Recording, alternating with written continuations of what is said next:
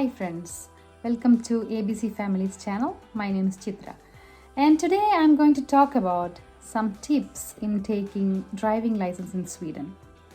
I will be only mentioning some tips when it comes to an experienced driver who comes from another country, and that is from my experience. You will get all the steps in taking the driving license and every sort of information, the latest information from STR's website, and that will be the latest information. So I won't be touching upon those things, but I will be giving you some really useful tips in taking the license in Sweden. So these are the real practical tips which are based on my experience as well as from the tips which I received from my tutors. So the first tip which really helped me in getting the license was to be confident. I was not at all confident in my previous tests where I failed. I was nervous to my roots. I was not able to concentrate or focus on the rules or on the road. I was thinking what will happen next, which road they will ask me to take.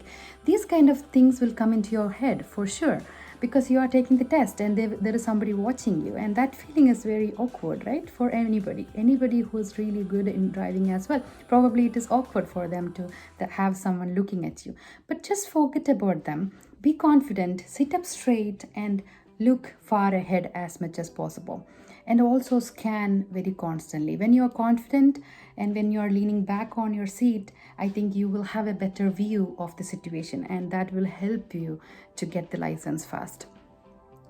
And second tip is that we are all humans. We may make mistakes, and once you make a mistake, don't panic. Don't hang on to that. Just take it away from your head. Just throw it away and just concentrate on the next steps. What are they going to say to you to do? For example, the inspector examiner probably will tell you to take a right or left, or they can also tell you to follow a sign. They can say that after the next roundabout we are going to go straight and then we are following this sign. They can say a place name or an institution's name or anything, a hospital's name or anything. So concentrate on what they are saying, and also concentrate on the situation, how the traffic situation is. And the mistakes may happen, but just forget about it. You may do well overall. If you do well overall, probably you will pass the test. But if you think about the mistake over and over again, that was one big problem which I had, because I'm quite a perfectionist when it comes to things. So I keep on thinking about the things which happened, and then I make more mistakes on the road. And usually it won't happen like that, but during the test. And that was a big problem which I overcome with this tip. So please concentrate on the situation now. Please don't overthink, okay? And the third tip which I have is regarding parking. During the test, even though you are very good in parking, during the test they may ask you to do parallel parking or parking reverse in between two cars and so on. So choose something which is easy for you. Even if they say between the two cars, you can choose two small cars if you have that possibility. Or if they say parallel parking, just scan the situation first before you try to do that, and do it very slowly. Do it in a creeping speed. That is the tip which I have, especially when you're reversing. Always on a creeping speed. Don't put your feet on the accelerator. You have to be on the creeping speed, okay? And then the fourth tip is about the blind spot. It is very, very important to check the blind spot, especially when you are changing the lane from right to left or left to right. You have to always check the blind spot. When you are changing from this lane to this, you have to check that side, and if you are changing from this to this, from right to left, you have to check on the left blind spot. And even if you are on the roundabout, if you are changing the lane to exit the roundabout, you have to check the blind spot, and that is very important. They can fail you for just that one mistake of not checking the blind spot. And when you check the blind spot, and if you find that there is a vehicle, you are not supposed to indicate. That is another major tip which I had from my instructor, because I had a habit of indicating, because from the country where I come from, we used to indicate first and then look. Sometimes we look just in the mirror, but sometimes we check the blind spot as well. But it is very important in Sweden to check the blind spot first, check the mirrors and blind spot first before indicating. Only if it's free, you are supposed to indicate. Okay, and then the next tip which I have is you shouldn't make any fast and furious movements. You are supposed to be slow and steady on the road. You should be calm, first of all, and if you make a mistake, for example, you end up in wrong lane, they told you to follow a sign and you ended up in a wrong lane that you can't go right or you can't go left or whatever it is, you can't follow the sign. If you ended up in that situation, you go ahead in the lane which you are in, and then you take a roundabout and come back, or you find a suitable place in a parking lot or in an area where you can turn around. You find a position to come back and then continue. You can tell them that you have done a mistake in following the sign, but you can come back. That is not an issue. But if you make a fast movement in changing the lane without checking properly or without considering the other traffic, then it's a big mistake, big no-no. Okay, and then the sixth tip which I have is, of course, speed limits. Everyone knows that we should maintain the speed limit, we should be within the speed limit. Everyone knows that. But suppose if you are in a motorway where the speed limit is 110, are you if the condition of traffic is okay and if it's daylight and you have very good visibility, do you know that it's not okay to go in a 90 or 95?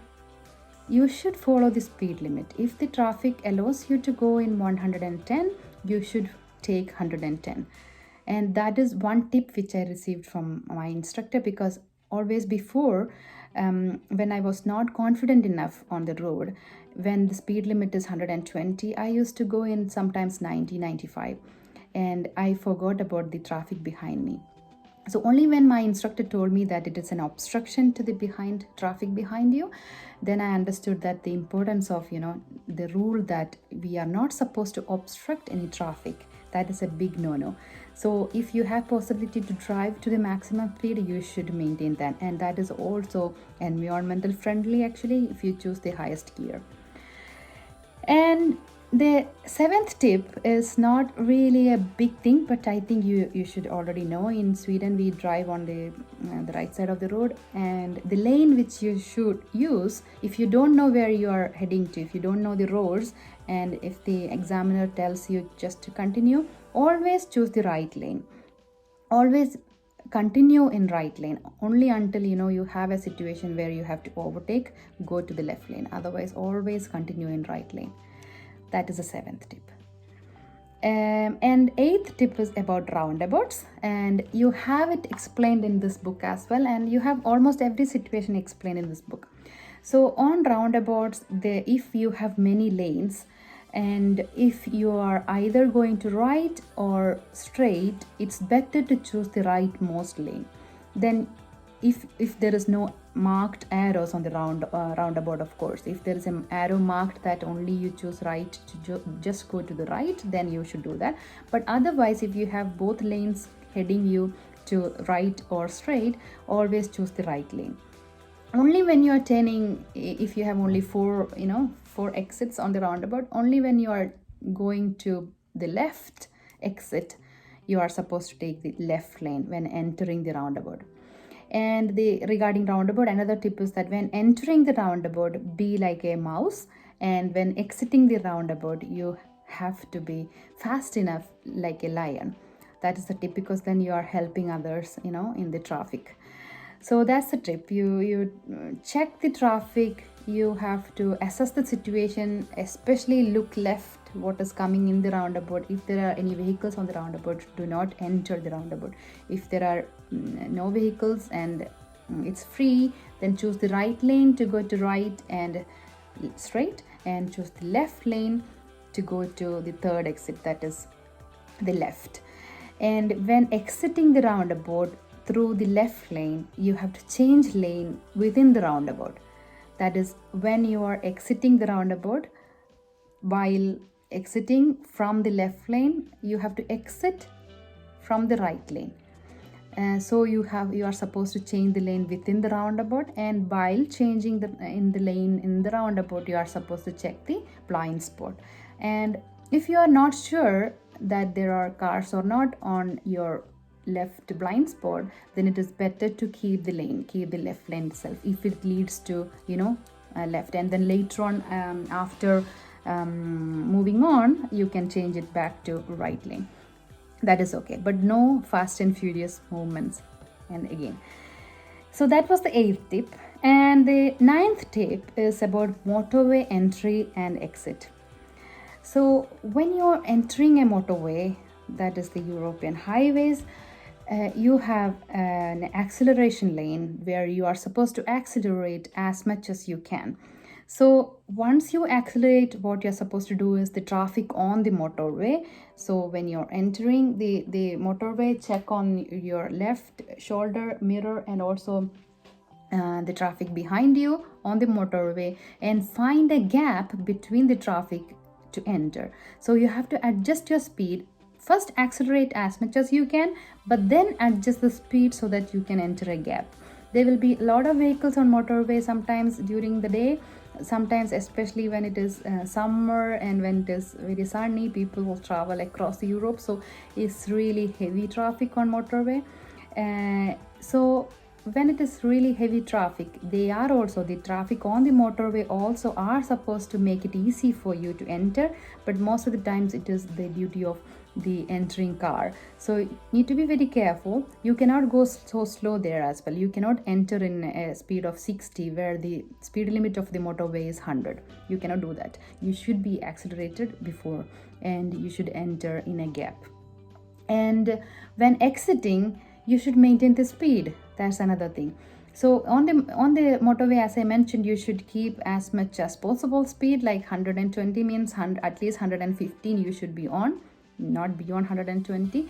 If there is a possibility, if the traffic of course demands you to slow down, of course you should. If there is a problem or if there is a slow moving traffic in front of you, you have to do that. But while exiting, if you are coming on 110, you are not supposed to slow down before entering. Only after entering the exit, you are supposed to slow down. So that is very important. So that mistake is very common because we have a thought that okay, now we have to take exit, so then we release the accelerator. No, you shouldn't. You should enter with the same speed and then drastically brake sometimes, because there will be new speed limits on the exit roads. And the last tip for you is, for all of you who are trying to take Swedish driving licenses, please don't give up. Try again until you succeed. That is the mantra. Because some of the people have it very easy to get it, probably because of their experience, probably because of their luck as well, and the examiner as well. A lot of factors are there, and also the day, how's the weather, everything affects the test. But never give up. If you fail, it's not end of the story. You have to try again. You will get it one day, and I am a good example of that. I was very disappointed the first few times when I failed.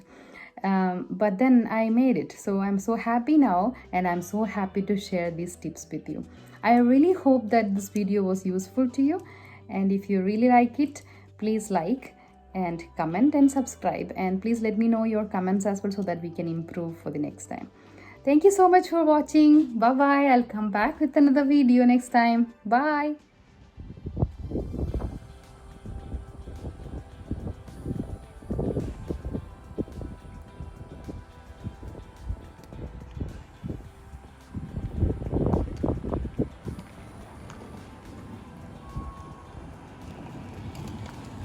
Thank you for watching ABC Family Channel. Okay.